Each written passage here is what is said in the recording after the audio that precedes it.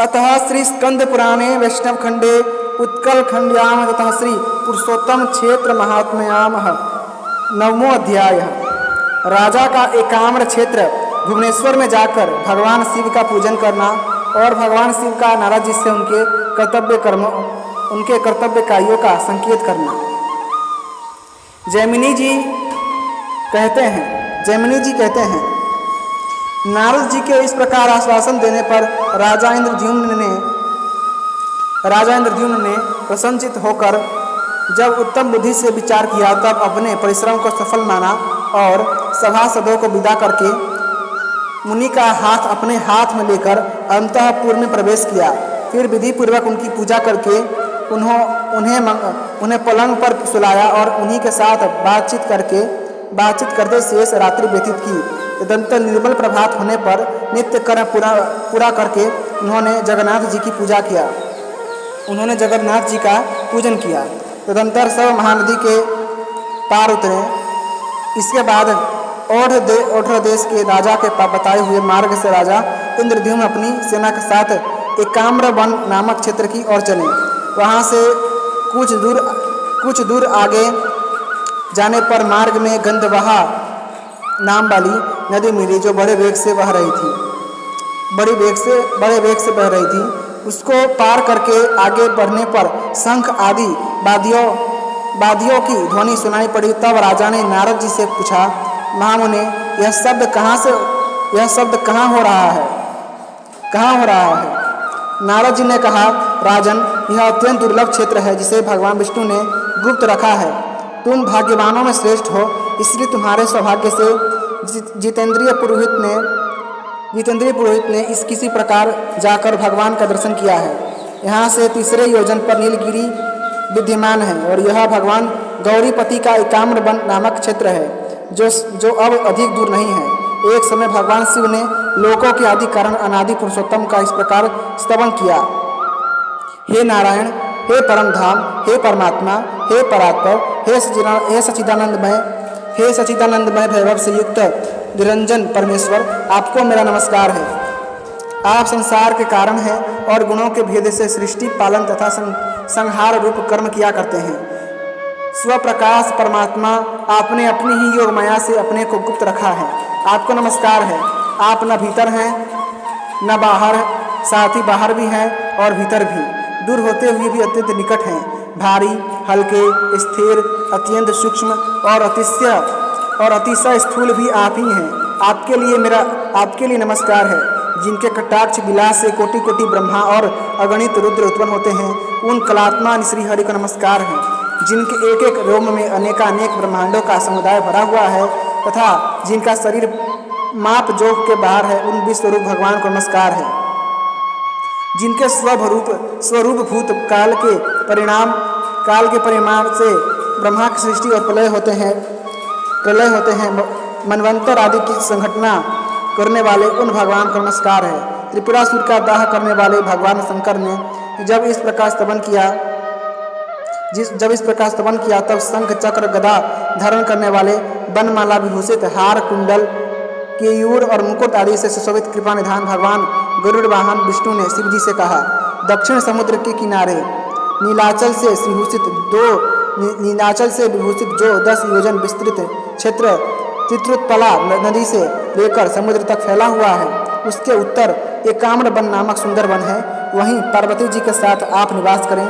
यहाँ सब लोगों की सृष्टि करने वाले ब्रह्मा जी मेरे आदेश से आपको कोटि लिंगों के अधीश्वर पद पर अभिषिक्त करेंगे। भगवान विष्णु के ऐसा कहने पर शिव जी ने कहा, हे देव जगन्नाथ शरणागत दुख भंजन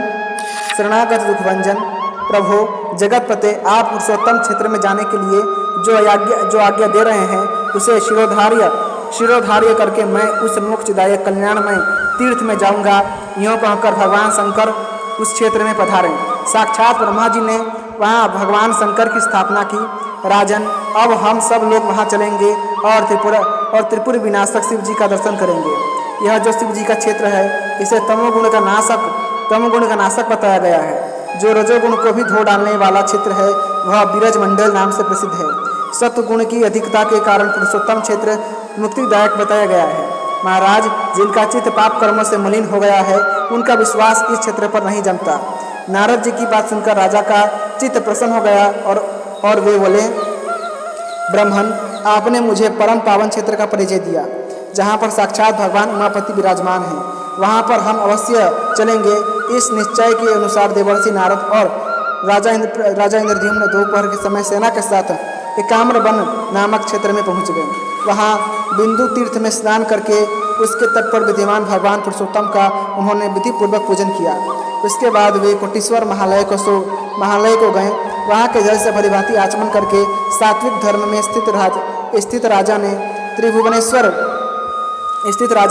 त्रिभुवनेश्वर नामक लिंग का महास्नान की विधि से पूजन किया।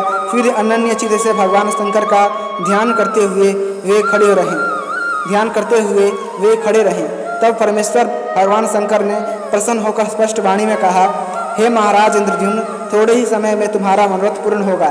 तत्पश्चात उन्होंने नारद जी से कहा, महाभाग, ब्रह्मा जी ने जो आज्ञा दी है उसे इस राजा द्वारा अश्वमेध यज्ञ कराते हुए पूर्ण करो।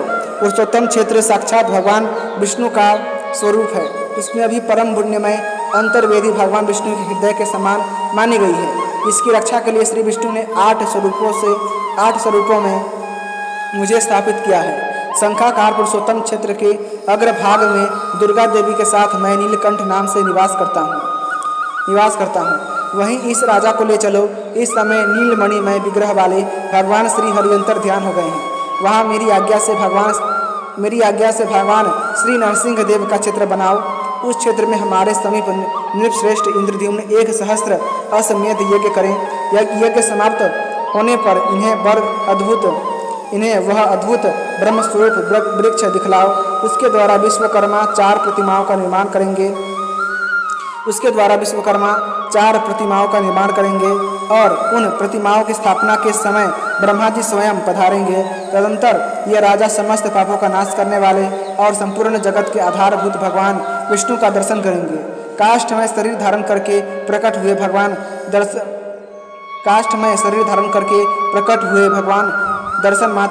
के दर्शन मात्र से मोक्ष प्रदान करने वाले होंगे। नारद, भगवान विष्णु अपनी आज्ञा के पालन एवं भक्ति से प्रसन्न होते हैं। नारद जी भी जगत गुरु महादेव जी को प्रणाम करके हाथ जोड़कर बोले, प्रभु, आपने जो आदेश दिया है वैसा ही करने के लिए ब्रह्मा जी ने भी मुझे आज्ञा दी है। हे नाथ, आप और ब्रह्मा जी परमात्मा श्री हरि से भिन्न नहीं हैं। इन राजा इंद्रद्युम्न की भाग्य समृद्धि महान है। इसी से इन्हें आप तीनों देवताओं का वह विशाल अनुग्रह प्राप्त हुआ जिसको मन के द्वारा सोचा भी नहीं जा सकता था। जिनके प्रसंग से पापी मनुष्य भी भवसागर से तर जाते हैं, वे भूतभावन भगवान विष्णु अचिंत्य महिमा वाले हैं। वे भगवान कितनी भक्ति से प्रसन्न होते हैं, यह बात बुद्धि में नहीं आ सकती। वेदों के स्वाध्याय आदि साधनों द्वारा चिरकाल तक विद्वान पुरुष यत्न करते रह जाते हैं किंतु सफलता नहीं पाते, और एक नीच मनुष्य अनायास होने वाले कर्म से मोक्ष पा जाता है।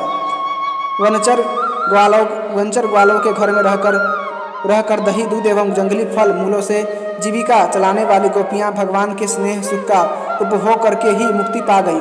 निरंतर भगवान से द्रोह रखने वाला शिशुपाल भी राजसूय यज्ञ की सभा में भगवान को कटु वचन सुनाकर भी मोक्ष को प्राप्त हुआ।